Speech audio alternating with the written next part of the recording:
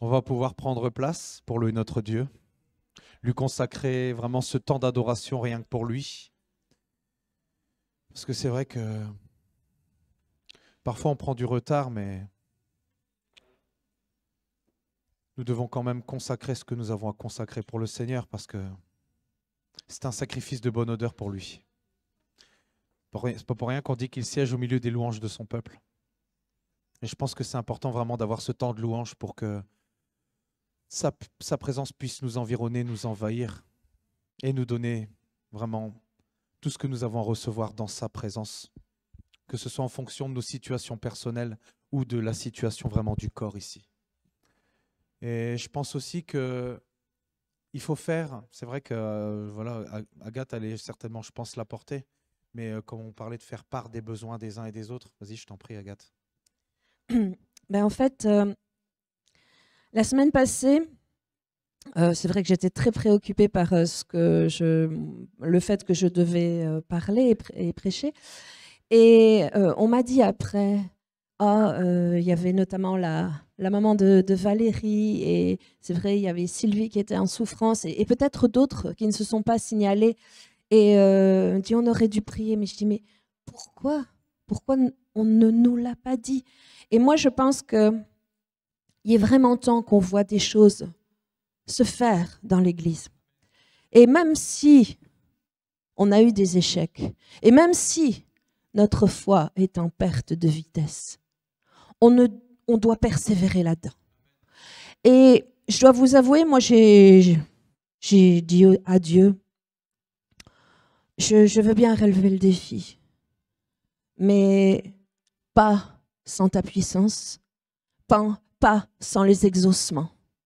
Alors, moi, je me dis, quel meilleur moyen que de voir que Dieu est avec nous que de se lancer à l'eau et de vraiment prier, de vraiment intercéder, de vraiment faire le travail que Jésus faisait auprès des malades. Et après un moment, si on voit rien, c'est ce qu'on doit faire. Hein. Non, mais moi, je veux croire que des choses vont s'accomplir, que les miracles viennent, on le chante et tout. On doit voir des choses bouger. On doit voir des choses se faire pour avoir matière pour l'évangélisation, pour pouvoir travailler dans ce réveil. Vous savez, je pense que s'il y a des gens qui viennent, ils vont venir avec des fardeaux, avec la nécessité de guérison, avec la nécessité de délivrance. Et il faut qu'on soit guéri avec ça. Il faut qu'on soit guéri et il faut qu'on soit guéri. Il faut qu'on ait tout ça. Alors, je veux oublier, je veux mettre de côté et vraiment dire, bon, j'ai pas compris pourquoi ça s'est pas passé. J'ai pas compris pourquoi j'ai pas eu l'exaucement. Mais maintenant, c'est ton affaire, Seigneur. Moi, ce que je veux, c'est me porter en avant. C'est continuer d'espérer, c'est continuer de voir.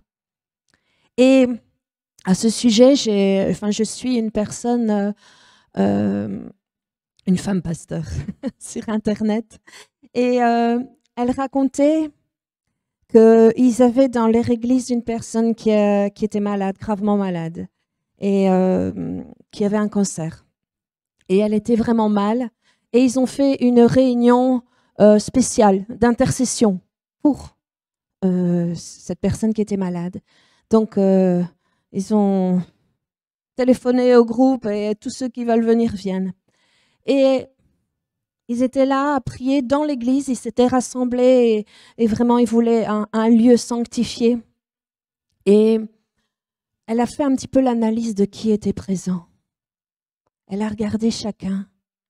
Et en son cœur, elle parlait au Seigneur et elle disait, mais Seigneur, quand je regarde qui est là et que je fais le constat, chaque personne que j'observe et qui est ici présente et qui a répondu présent à l'appel pour l'intercession, à l'appel pour voir un miracle, eh bien, ce sont des gens qui ont connu, ou dans leurs proches, ou dans leurs amis, ou dans leurs connaissances, qui ont eu un échec avec justement ce problème du cancer.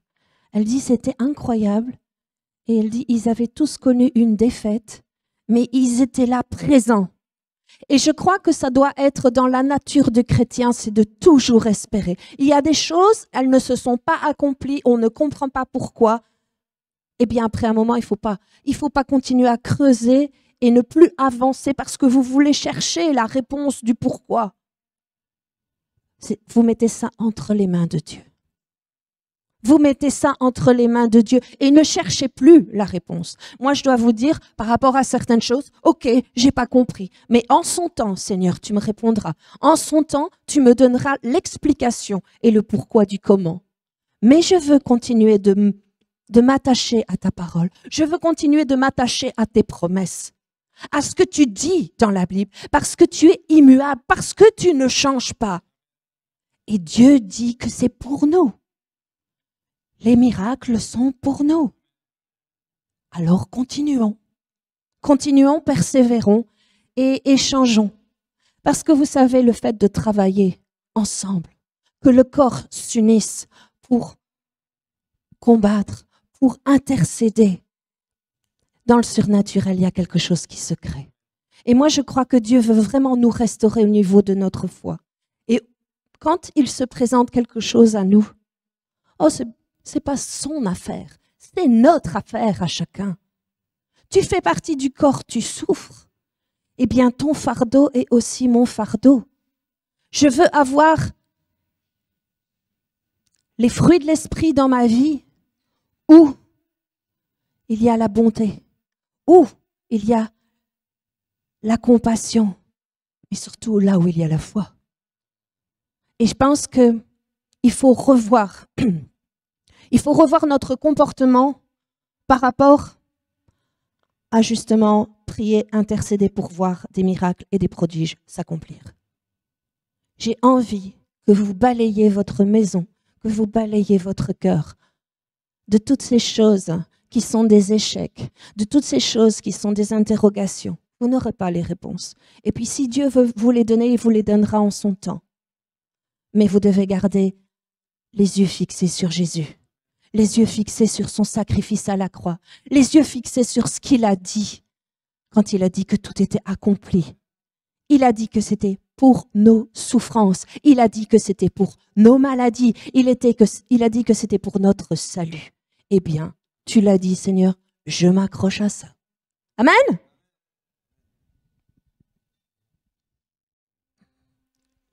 Je dois rien lui dire. Il sait quand je suis chargée. Je veux continuer par rapport à ce que j'ai dit dans l'introduction, parce que en parlant de cette démarche à quelqu'un, dit oui, mais Agathe, tu ne crois pas que tu te mets des œillères?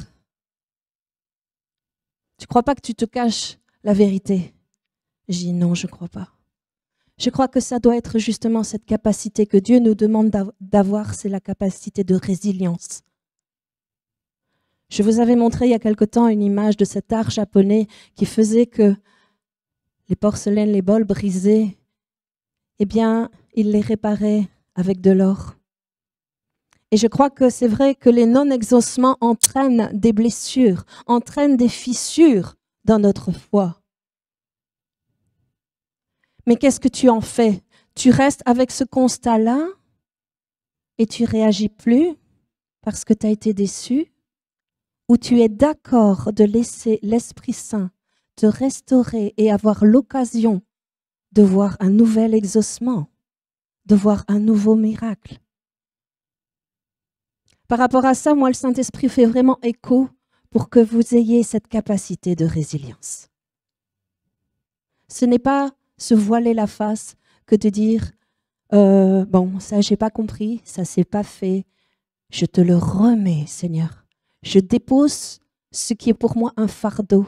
Je te le dépose à la croix. L'incompréhension de cette situation, de ce non-exaucement, je te le dépose. Mais je veux continuer et persévérer et voir. Vous savez, il arrive des choses dans nos vies qui sont pour notre formation. Quand j'étais plus jeune, je ne comprenais pas pourquoi des personnes se plaignaient par rapport à leur santé.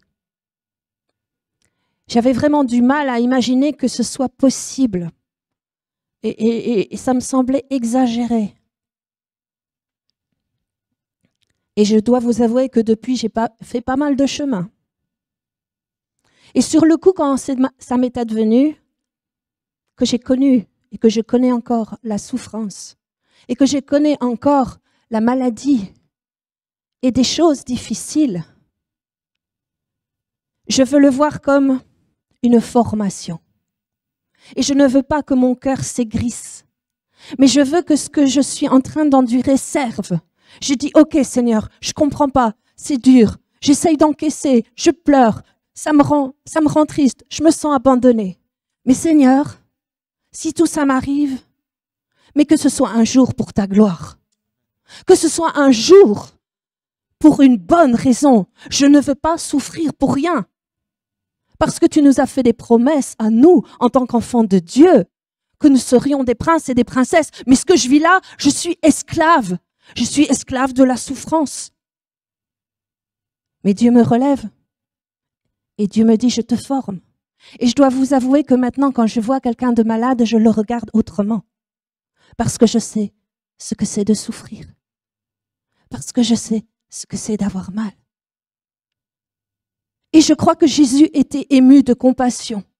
Et si, lorsque vous souffrez, une personne vient auprès de vous en disant « Oh là là, il m'arrive ça », et qu'elle essaye de vous déballer ce qu'elle vit et qui est difficile, et que vous-même, dans votre propre corps, vous souffrez et dire « Tu sais, ton histoire, si je te disais ce que moi je vis, j'en ai rien à faire de ton histoire. Moi, j'ai bien d'autres problèmes. » Wow! Est-ce que vous croyez que c'était la réaction de Jésus? Vous savez, Jésus, depuis le début de son ministère, savait très bien ce qu'il attendait comme finale. Et vous croyez qu'il ne souffrait pas déjà à ce moment-là, dans son âme, dans son être, de ce qu'il allait devoir endurer? Il savait très bien qu'il serait trahi par ses amis. Il savait très bien qu'il souffrirait sur la croix. Il savait très bien les jugements qui seraient contre lui. Mais il est resté ému de compassion devant quelqu'un qui souffrait, devant quelqu'un qui souffrait de la maladie, devant quelqu'un qui souffrait d'avoir perdu un être cher. Il réagissait. Et moi, j'ai envie de vous dire, comment réagissez-vous? J'ai envie de vous exhorter à réagir comme Christ. Si vous souffrez dans votre corps, c'est parce qu'il y a peut-être une formation que vous êtes en train de vivre. Il y a plein de raisons, je le sais. Mais parfois, ça fait partie. Ça fait partie de la mort à soi-même. Et vous savez, ça me manquait peut-être, justement, la compassion. Ça m'a manqué de pouvoir ouvrir mon cœur et mon esprit aux autres lorsqu'ils souffraient. Et j'avais peut-être besoin de cette formation dans la souffrance et dans la douleur. Alors, ce que je veux dire ici, que cette formation, c'est le fil d'or qui ressoude les morceaux qui sont brisés. Si vous voulez rester brisé, j'ai envie de vous dire, vous allez finir en bien plus de morceaux que vous ne pouvez l'imaginer.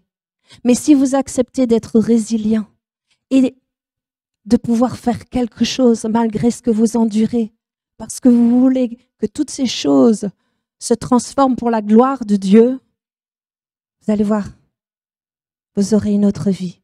Et je vous exhorte à ça. Je vous exhorte à rebondir, à être résilient, parce que le monde a besoin de nous, parce que nous pouvons communiquer l'amour de Christ, nous pouvons communiquer la grâce de Christ. Amen?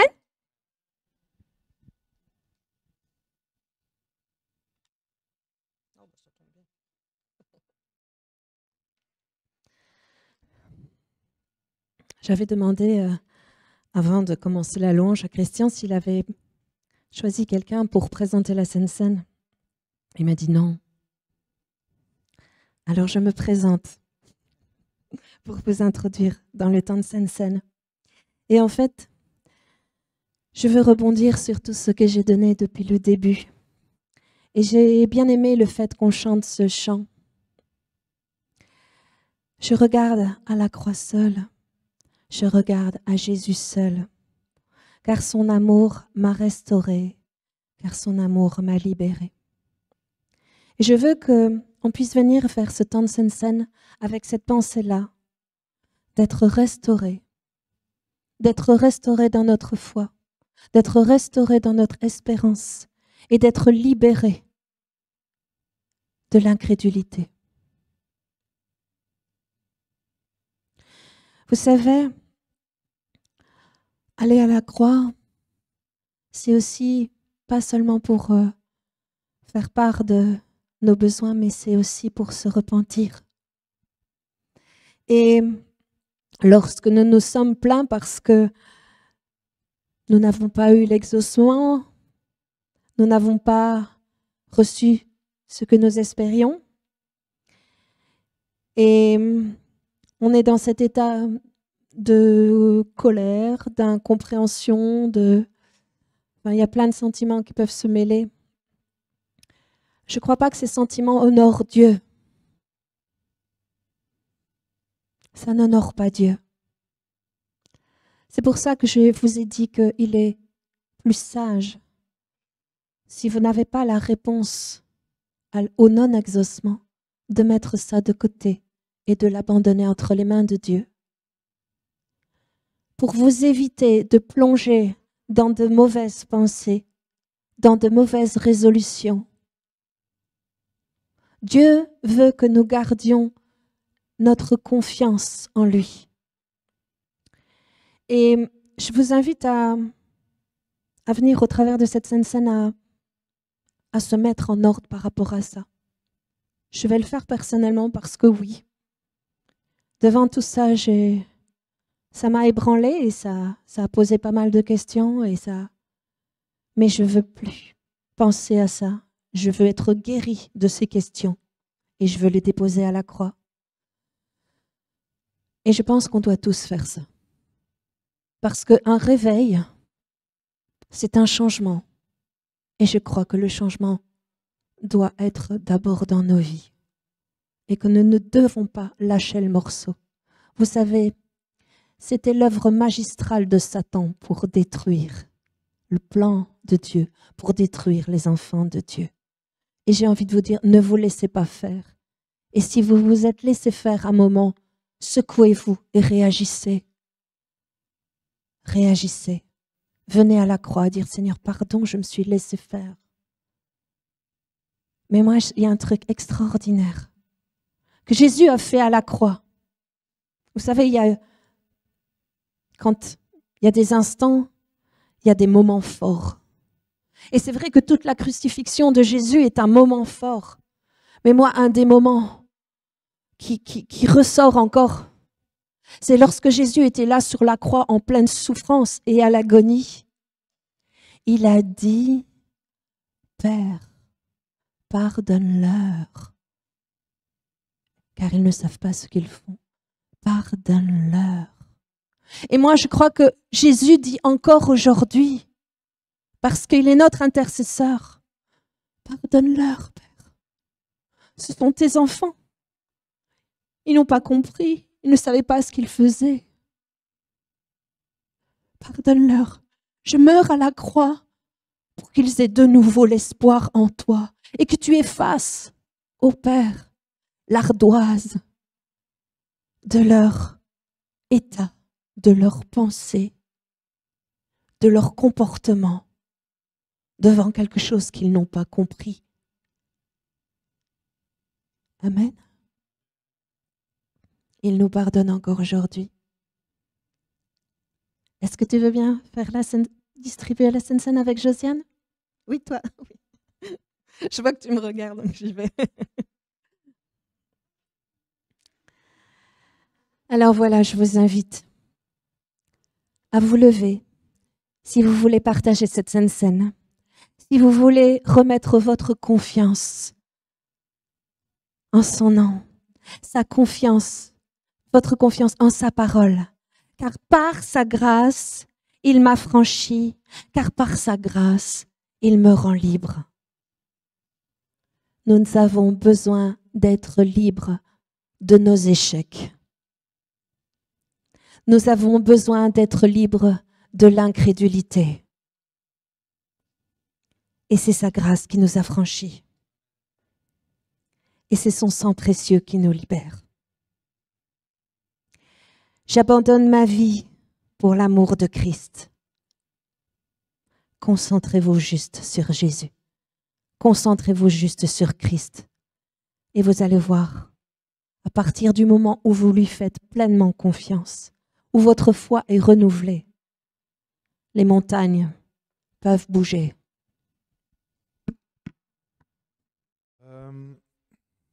C'est vrai que déjà hier, j'avais commencé un petit peu, et puis dans la semaine, j'avais commencé à méditer certaines choses. Et c'est bien parce que Roby m'a envoyé un message hier, oui, c'est ça. Et ça m'a conforté dans le fait d'apporter ce que je voulais apporter. On parlait de la base quand on parle de la sanctification, mais je pense qu'il y a un niveau encore plus basique, c'est de parler vraiment du phénomène de repentance et de conversion. C'est la base de tout. Et quoi de mieux que de pouvoir exprimer mon témoignage, parce que je pense que certains le connaissent, mais d'autres ne connaissent pas mon témoignage. Et je voulais justement vous l'apporter ici ce matin. Ici, c'est vrai que je suis arrivé ici à peu près, je dirais, vers 2010. Et je m'en souviens très bien puisque le 15 août 2009, j'ai eu un très très grave accident de voiture qui a failli me coûter la vie. Mais déjà, avant d'avoir cet accident, la veille, j'avais déjà commencé mais je méditais. Parce que c'est vrai que avant, j'étais dans la drogue, j'étais dans l'alcool, j'étais dans les boîtes de nuit. Je ne faisais que ça tout le temps, tout le temps. Je ne vivais plus chez mes parents. J'allais de gauche à droite. J'étais vraiment vagabond, quoi. J'étais un vagabond. Et d'ailleurs, même une fois, la police m'a arrêté. Et quand ils ont regardé ma voiture, ils n'ont même pas fouillé ma voiture. Ils m'ont dit, mais monsieur, votre voiture, c'est votre maison. Parce que j'avais tellement d'affaires dedans et tout. Enfin, j'étais vraiment un vagabond et j'étais toujours sous l'emprise de drogue et tout. J'ai pris toutes sortes de drogues. J'ai vraiment été très, très loin. Et ce soir-là, je méditais avant d'aller. Puis je me disais, quoi, c'est ça la vie. J'avais été, de par mon éducation, dans le catholicisme et tout, mais jamais rien de vécu. Et je me remettais vraiment en question ce soir-là. Et ce soir-là, j'avais un ami qui me disait, t'inquiète pas, tu peux te lâcher, tu peux boire, tu rentreras pas, parce que j'habitais près de Valenciennes avant, tu dors à la maison, il n'y a pas de problème. Et ce soir-là, voilà, vraiment, je m'interrogeais là-dessus. Je me remettais en question, mais ça ne m'avait pas empêché de sortir en boîte et de faire ce que j'avais à faire, puisque je ne connaissais pas le Seigneur. Et donc, j'ai passé ma soirée. Et je suis sorti de là complètement... une fois arrivé à l'hôpital après l'accident, c'est pour vous dire, j'avais encore 2,40 grammes. Donc, il ne faut pas demander combien j'avais lors de mon accident. Et donc, j'ai repris le volant. J'étais jusque chez... Mais moi, de toute façon, tout concourt avec Dieu. Et si ce n'est pas de notre plein gré, je pense que parfois, quand Dieu veut quelqu'un, on passe par des circonstances qui ne sont pas drôles. Et c'est ce que j'ai vécu. Et je vous dis, je sens que le Saint-Esprit est là. Et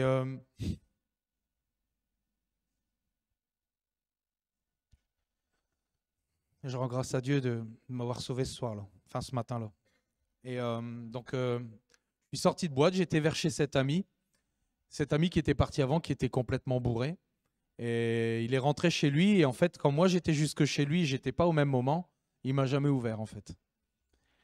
Donc, qu'est-ce que j'ai fait? Quand on est alcoolisé, même drogué, on est maître de soi, je gère. Ouais. J'ai pris la route. Et à ce moment-là, j'avais une Renault 19 cabriolet essence. J'ai pris la route et déjà sur la route, je commençais à bifurquer. J'avais des coups de klaxon par-ci, par-là. J'ai continué. Je me suis dit, c'est bon, ça va aller. J'ai pris la sortie d'autoroute. Et là, peut-être une centaine de mètres après que je suis sorti d'autoroute, je me suis endormi au volant.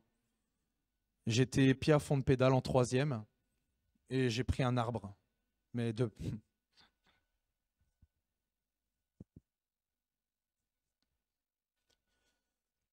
Parfois, j'ai plus de facilité à en parler. Et j'ai pris un arbre. Donc, je ne sais pas si j'étais à 80, à 100, mais en tout cas, je suis un miraculé d'après les médecins. Et donc, j'ai pris cet arbre. Et là, tout de suite, j'ai ouvert mes yeux. Et ce soir-là, je me souviendrai toujours, c'était soirée white. J'étais tout en blanc. Je voyais tout plein de sang partout. Je voyais tous les impacts. Le pare-brise avait explosé et la voiture commençait à prendre feu. J'étais bloqué. Ouais. Et donc, dès que j'ai eu ce choc, j'avais mal partout forcément. Et j'ai commencé à... Ce qui a sauvé le truc, c'est que vraiment, je laisse toujours la moitié de mon carreau ouverte. Mes portes, la capote, tout était bloqué. J'entendais les brindilles qui commençaient à prendre feu en dessous de moi. J'ai commencé à... Je ne sais pas comment j'ai fait. Je suis sorti par ça de carreau. Je suis sorti, je me suis laissé tomber au sol. J'ai rampé jusqu'à la bande d'arrêt d'urgence. Et là, la voiture, elle s'est embrasée, elle a pris feu. Et ce qui s'est passé, et c'est là que j'ai vu déjà la grâce de Dieu agir. Déjà, j'étais sur le sol et je criais. Mais je ne sais pas à qui je criais. C'est vrai que de par l'éducation, dans le catholicisme, on parle de Dieu, on parle de Jésus, on parle de Marie, on parle de tout. On est perdu. Et je crie à Dieu, je dis Dieu, je ne veux pas mourir. Moi, vraiment, je ne veux pas mourir comme ça. Je crie à Dieu de ne pas mourir dans cette condition. Et donc, c'est un week-end du 15 août où c'est vraiment férié. Un quart d'heure après, 10 minutes, une infirmière à domicile qui passait par là. Une voiture, une infirmière à domicile qui est venue à mon secours. Et donc, elle m'a donné les premiers soins et tout. Je suis arrivé à l'hôpital. Et cette femme-là, elle est venue à l'hôpital m'apporter des chocolats. Et elle m'a dit, vous êtes vraiment un miraculé parce qu'elle dit, moi, j'ai connu des gens à moins de 50 km/h qui perdaient l'usage de leurs jambes et tout. Et c'est vrai, j'étais pas beau à voir. Hein. Je marchais vraiment comme un... Même pas un grand-père, je marchais comme un arrière-grand-père. Donc c'est pour vous dire dans l'état que j'étais, quoi. Hématome sur la colonne vertébrale. J'ai été brûlé par ma ceinture ici. D'ailleurs, j'ai encore une cicatrice tellement le choc a été violent. Et c'est là que j'ai commencé à tout doucement rencontrer Dieu. Parce qu'il y a des personnes qui venaient avant ici et avec qui je passais quand même pas mal de temps et qu'ils ont commencé à m'expliquer. Et c'est à partir de ce moment-là que l'œuvre de la repentance et de la conversion, elle a démarré dans mon cœur. Parce qu'on sait que tout est une question de cœur. C'est vrai qu'on le dit à chaque fois, mais tout est une question de cœur. Et justement, il y a cette femme, donc j'étais chez elle, et j'étais vraiment mal en point. Et elle me disait, elle m'a dit ça. Elle m'a dit, est-ce que tu crois que Jésus est le Fils de Dieu? Et moi, je lui ai dit oui. Oui, je crois que Jésus est le Fils de Dieu. Elle a prié pour moi. Et je ne me suis même pas rendu compte, mais au fur et à mesure, j'ai été guéri complètement. Après, je courais comme une gazelle. Et je ne me suis même pas rendu compte de la guérison. C'est après coup que je me suis dit, un temps record, allez, comment j'avais été guéri, on ne m'annonçait pas ça. Et d'ailleurs, dans la grâce que j'ai eue, parce que je ne serais peut-être pas au milieu de vous, c'est qu'on ne m'a pas compté l'alcool, on ne m'a pas compté l'arbre, on ne m'a rien compté. On ne m'a rien compté du tout. Et pour moi, c'était vraiment une bénédiction et un tournant dans ma vie à 180 degrés. Parce que là, j'ai compris ce que j'étais venu faire ici. Et justement, je voulais vous partager un petit peu ce phénomène de repentance et de conversion. Donc voilà, comme ça, vous me connaissez un petit peu mieux et vous savez vraiment d'où je viens. Je viens de loin. Et c'est vrai qu'ici, quand on regarde ici, et Agathe l'a souligné la dernière fois, c'est que c'est vrai que on parle du phénomène de repentance et de conversion. Nous croyons que Jésus est le Fils de Dieu, qu'il est venu pour nous, qu'il a donné sa vie à la croix, qu'il a tout accompli. Mais le monde ici, et je pense que c'est important de le savoir, je veux juste faire une parenthèse, le monde ici ne le croit plus. D'ailleurs, c'est pour ça que le christianisme, il disparaît de plus en plus. On en voit vraiment les mauvais fruits, je dirais. On voit que le christianisme disparaît de plus en plus au profit d'autres religions, ou plutôt d'une religion. Parce qu'il faut savoir, et ici je l'ai vu et j'étais un peu outré sans être outré, on sait qu'il y a une monnaie mondiale, on sait qu'ils sont donc le Forum économique mondial, on sait qu'il y a le sommet du climat, on sait qu'il y a tout qui commence à être centralisé. Et ici, j'ai été étonné de voir qu'avec l'ONU, le pape et différents hommes de différentes religions, ils se sont réunis, mais à un sommet mondial aussi. Et d'ailleurs, je comprends même pas que ça s'est même pas passé aux infos et tout. Moi, je l'ai vu. Et là, ils étaient vraiment en train de discuter au sujet de cette religion mondiale, des temples qui sont en train d'ériger justement avec le temple d'Abraham, le temple. En fait, ça va réunir les religions, mais on sort complètement Jésus de l'addition. Et j'en ai parlé une fois. Et ici, on le voit de plus en plus, parce que c'est aussi, comme je disais, au profit de la laïcité. Parce qu'on sait, on met la religion mondiale d'un côté, et de l'autre côté, pour effacer le christianisme, on prône la laïcité. Donc, par exemple, ici, comme Agathe l'a souligné le week-end dernier, on ne parle plus désormais des vacances de Noël, On parle des vacances d'hiver.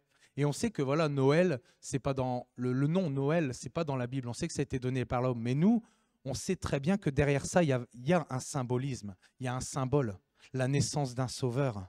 Il a quitté son trône de gloire. Il a quitté son trône de gloire et il s'est fait homme pour venir sauver l'humanité. Le Père l'a envoyé.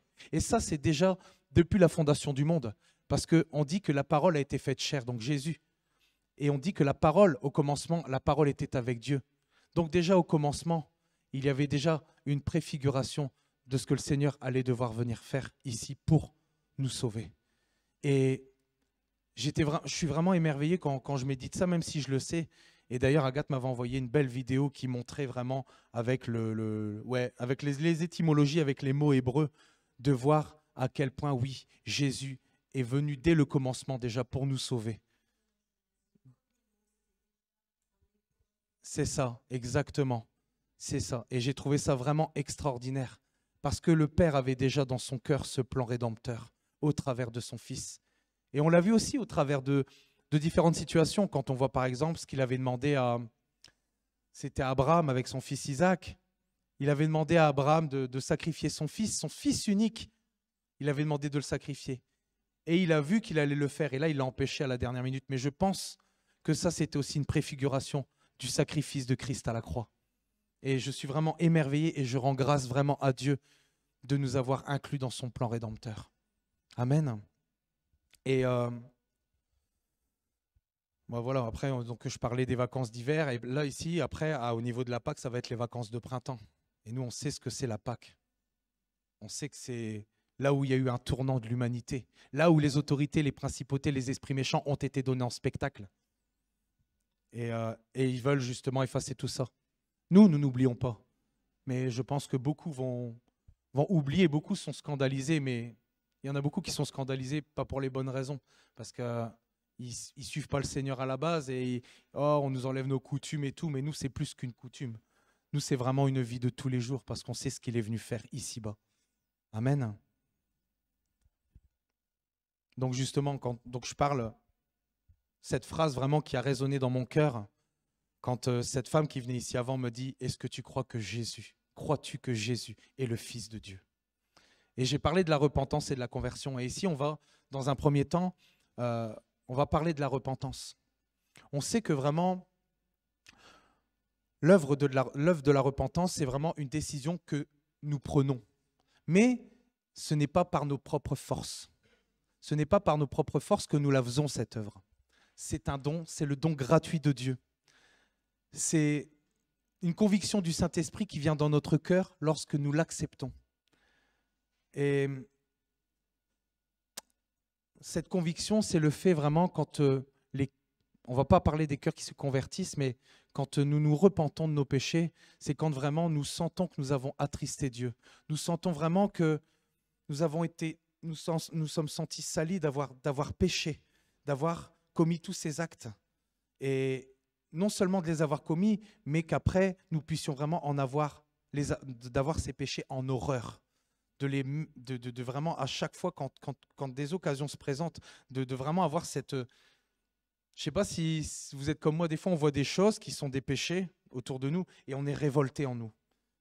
Et ça, c'est bien. Ça, c'est bien. Après, on garde la sagesse, on doit garder notre paix, notre sagesse. Mais c'est vrai que quand nous voyons ce genre de choses, nous sommes vraiment outrés de voir ces choses-là s'accomplir et nous réclamons vraiment le règne de Christ. Je réclame le règne de Christ quand je vois tout cela. Et justement, il n'y a que par le Saint-Esprit, c'est lui qui convainc de péché, de justice et de jugement. Il n'y a que lui qui peut nous apporter cela. Et d'ailleurs, on va le voir ici dans Jean 16, 8. Il dit « Cependant, je vous dis la vérité, il vous est avantageux que je m'en aille, car si je ne m'en vais pas, le Consolateur ne viendra pas vers vous. Mais si je m'en vais, je vous l'enverrai. Et quand il sera venu, il convaincra le monde en ce qui concerne le péché, la justice et le jugement. » Parce qu'on sait qu'avant que le Seigneur arrive, avant que son esprit soit envoyé, le monde ne connaissait pas le péché. Même ici, c'est vrai que quand on parle dans le monde, les personnes qui ne connaissent pas Christ, on se rend compte qu'elle dit, vous avez déjà entendu l'expression « Oh, ça c'est mon péché mignon ». Vous avez les petites expressions comme ça. Les gens ne se rendent pas compte du péché. Ils ne se rendent pas compte du bien et du mal. D'ailleurs, ils appellent le bien mal et le mal bien. Mais grâce au Saint-Esprit, nous pouvons faire la nuance. Grâce aux convictions du Saint-Esprit, c'est lui qui nous convainc de ce que nous avons péché. C'est lui qui nous convainc vraiment de ce qu'est la justice de Dieu. Parce que l'homme, lui, ne connaît pas tout cela. C'est inconnu pour lui. Il ne sait même pas qu'il pêche. Il sait qu'il y a des choses qui sont mal, tout ça, c'est des notions, mais il ne sait pas qu'il pêche. Mais nous le savons, parce que nous sommes animés du Saint-Esprit. Et c'est lui qui convainc de péché, de justice et de jugement. Amen. Et dans cette condition, justement, dans cette condition que les gens ne savent pas qu'ils sont pécheurs, ils sont privés de la gloire de Dieu. Et ça, on sait que c'est depuis le commencement. Parce que dans Romains 3, 23 à 25, il dit « Car tous sont péchés et sont privés de la gloire de Dieu. Et ils sont gratuitement justifiés par sa grâce, par le moyen de la rédemption qui est en Jésus-Christ. C'est lui que Dieu a destiné par son sang à être, pour ceux qui croiraient, victime propitiatoire, afin de montrer sa justice, parce qu'il avait laissé impunis les péchés comme auparavant au temps de sa patience. » Et on sait qu'avant, voilà, il y avait des sacrifices qui étaient faits, et même avant cela, avant qu'il y ait la loi, justement, l'homme, on parlait déjà de péché, mais il n'y avait pas encore la loi qui avait été écrite. Et d'ailleurs, après, Dieu a fait les tablettes de la loi au travers de Moïse. Et ce que je veux dire ici, c'est que l'homme, depuis Adam et Ève, a été privé de la gloire de Dieu. Et la colère qui nous était destinée, elle est tombée sur Jésus. Elle est tombée sur le Fils de Dieu. D'ailleurs, j'avais pris un chant ce matin qui est Jean 3,16.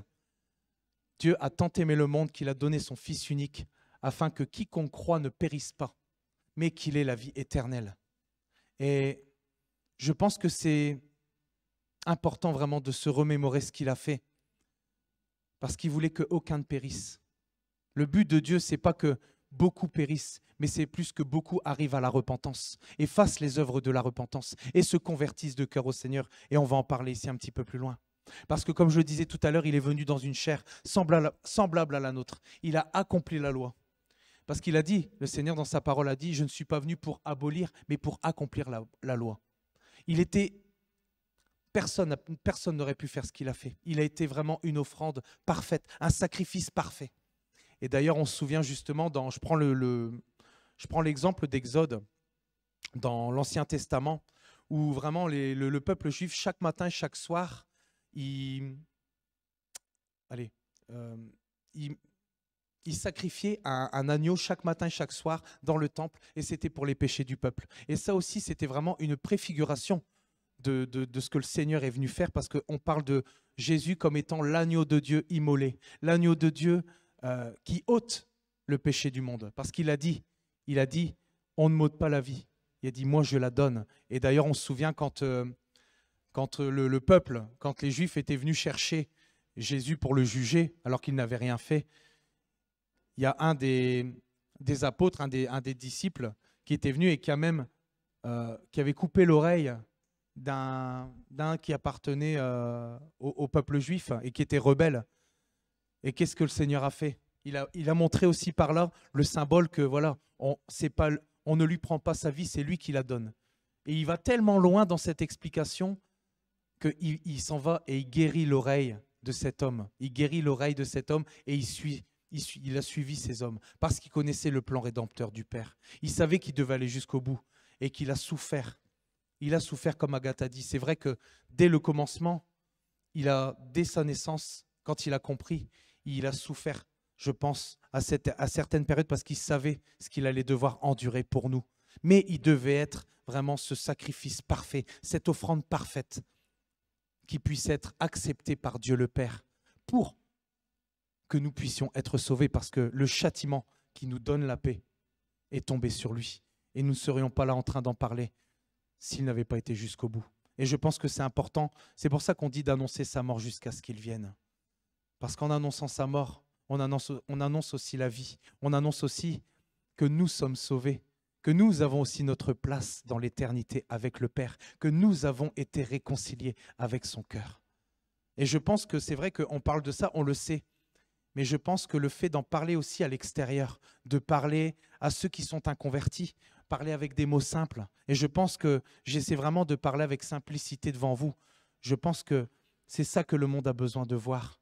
que nous puissions parler vraiment avec simplicité de cœur et qu'en même temps, il voit au travers de notre comportement que c'est maintenant Christ qui vit en nous parce que nous sommes repentis, nous sommes convertis de cœur et avons donné nos vies à Christ.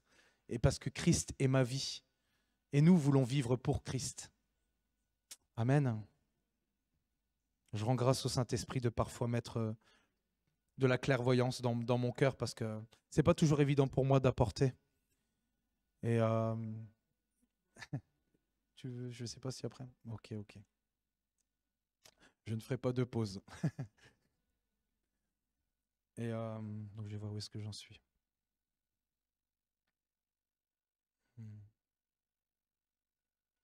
Ouais. Mais c'est ça. Il a pris notre place parce qu'il nous a aimés et il nous aime encore aujourd'hui. Nous étions séparés.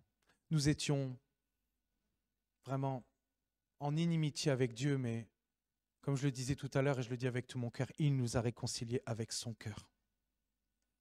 Et dans Romains 6, 23, sans le mettre, il dit « Car le salaire du péché, c'est la mort, mais le don gratuit de Dieu, c'est la vie éternelle en Jésus-Christ notre Seigneur. » Est-ce que nous croyons vraiment que Jésus est le Fils de Dieu? Parce que si nous le croyons, alors nous avons la foi en Christ. Alors nous abandonnons vraiment nos anciennes voies pour se tourner vers ses voies. Parce qu'après, nous allons parler du fait qu'il est le chemin, la vérité et la vie. Et que c'est exclusif. Et c'est exclusif. Il n'y a aucun autre chemin que Jésus. Et justement, ici, nous allons parler, après avoir parlé un petit peu de l'œuvre de la repentance, je vais parler maintenant de l'œuvre de la conversion, qui a donc ensuite suivi l'œuvre de la repentance. L'un ne va pas sans l'autre.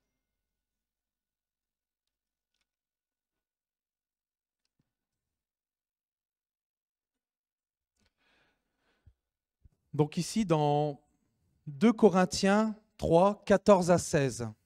« Mais ils sont devenus durs d'entendement, car jusqu'à ce jour, le même voile demeure quand ils font la lecture de l'Ancien Testament et ils ne se lèvent pas, parce que c'est en Christ qu'il disparaît. Jusqu'à ce jour, quand on lit Moïse, un voile est jeté sur leur cœur, mais lorsque les cœurs se convertissent au Seigneur, le voile est ôté. » Et c'est vrai qu'ici, ce que nous devons comprendre au travers de ça, c'est que nous sommes maintenant sous la dispensation de la grâce et pas sous la dispensation de la loi.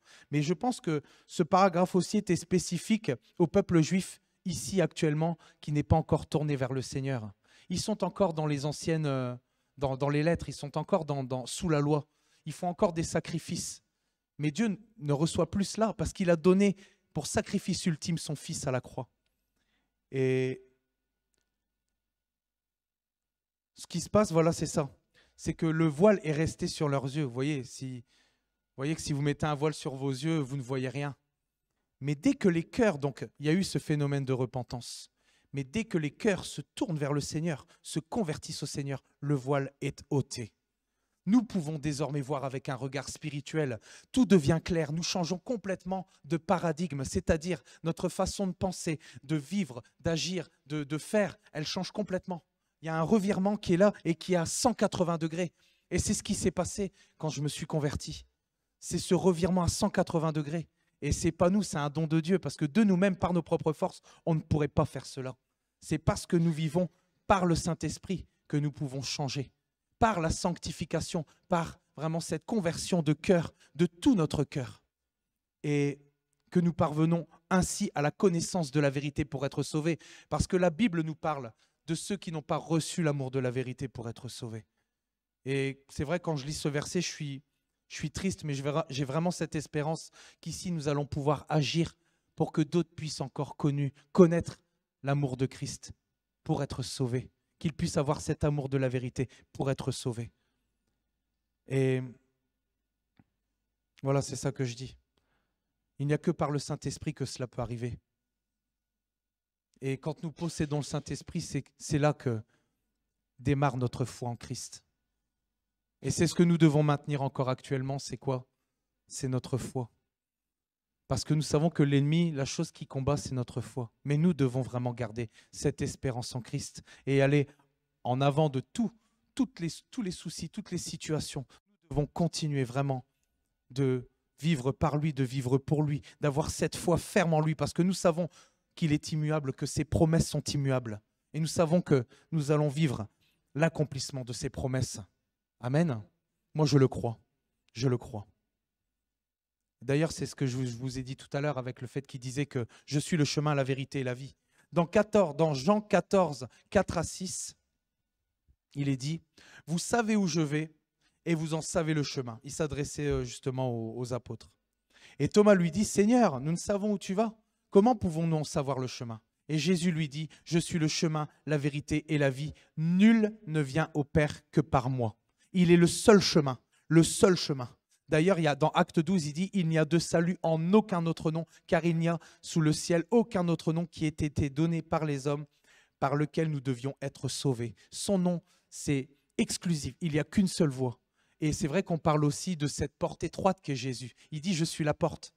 Et on parle de cette porte étroite et on parle aussi de cet endroit, de cette porte large qui mène vers la perdition, qui mène vers l'enfer. Parce que nous savons ici qu'il y a une finalité. Mais où est-ce qu'on va? Où est-ce qu'on va? Où est-ce qu'on se dirige? Est-ce qu'on se dirige vers le royaume de Dieu, vers le sein d'Abraham? Ou est-ce qu'on se dirige vers le séjour des morts et vers l'enfer?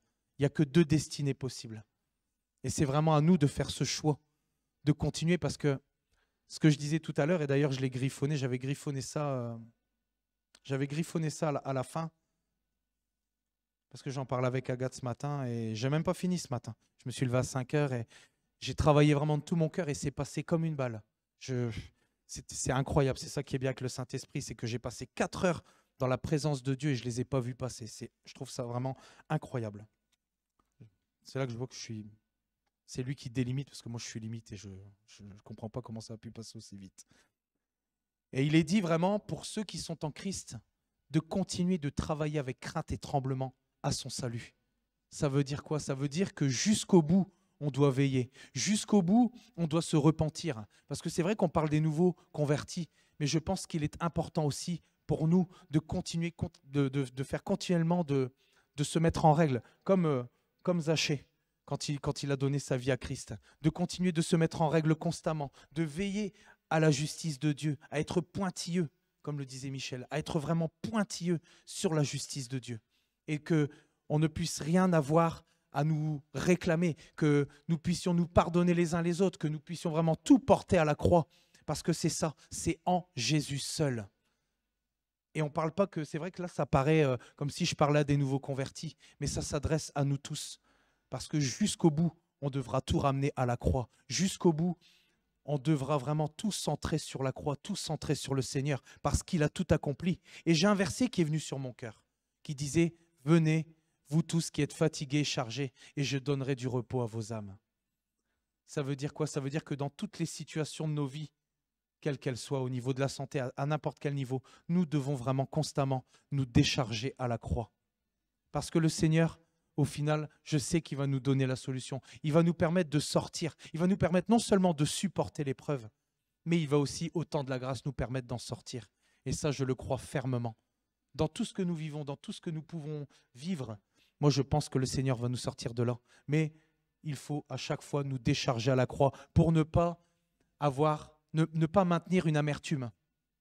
Nous devons vraiment dégager, que ce soit comme le disait Agathe tout à l'heure, on parlait de vraiment quand on ne voit pas, et je le vois aussi à des niveaux dans ma vie, et je sais que dans vos vies c'est pareil, à différents niveaux, mais quand on ne voit pas l'exaucement, il ne faut vraiment pas, je ne vais pas dire maudire, c'est un mot trop fort, mais il ne faut pas parler contre Dieu, il ne faut pas vraiment mal parler des choses de Dieu et de Dieu, parce qu'on sait qu'on a un Dieu extraordinaire.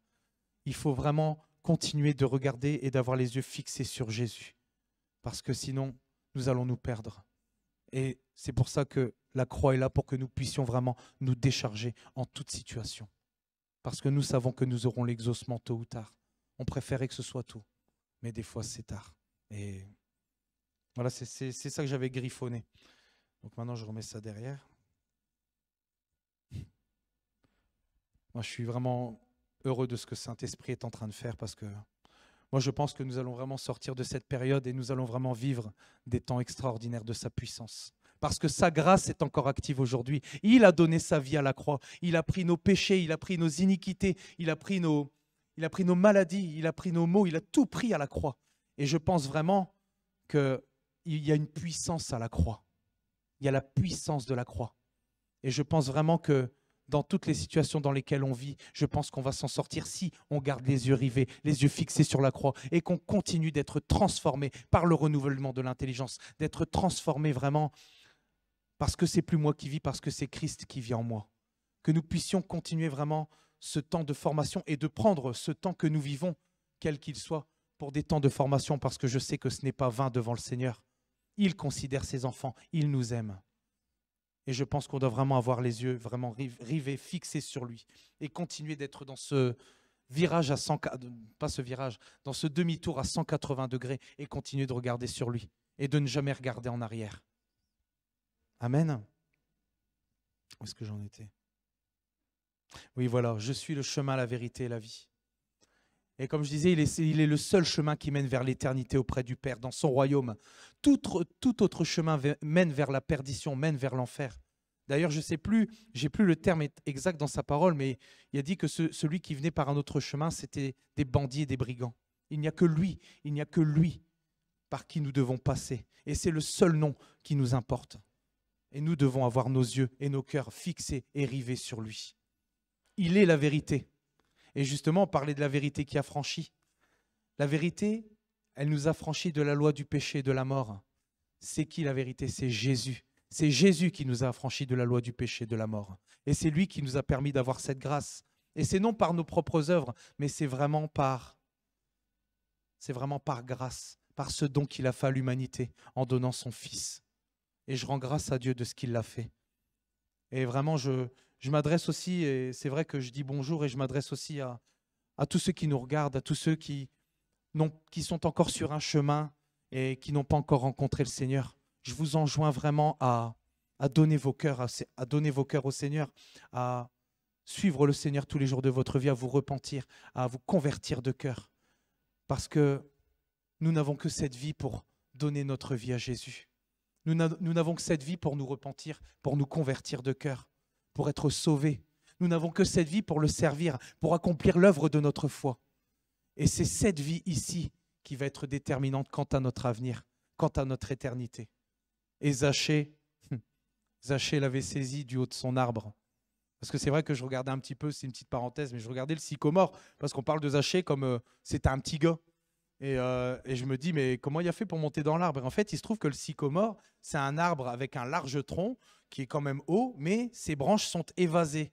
Elles partent à 90 degrés du tronc et elles viennent... et en fait, j'ai compris pourquoi, parce que ça m'intriguait. De voir quelqu'un de petit comme ça monter à l'arbre. Après, il fallait le faire quand même. Hein. Il avait vraiment envie que le Seigneur demeure chez lui, comme il dit, mais pas chez lui dans sa maison, c'est chez lui dans son cœur. Et moi, je pense qu'on doit toujours maintenir cette attitude de repentance, parce que je pense que jusqu'au bout, nous aurons à nous repentir. Que ce soit pour n'importe quoi. Nous ne sommes pas parfaits, mais nous avons un cœur pour le Seigneur et il va nous permettre jusqu'au bout de nous... C'est pour ça qu'on dit, il va nous perfectionner. Il nous perfectionne et c'est jusqu'au bout. On n'arrivera pas à être parfait. Nous sommes les parfaits parce que nous recherchons la perfection. Mais jusqu'au bout, il va nous perfectionner. Alors continue vraiment d'être dans cette attitude d'humilité, dans cette attitude vraiment de repentance.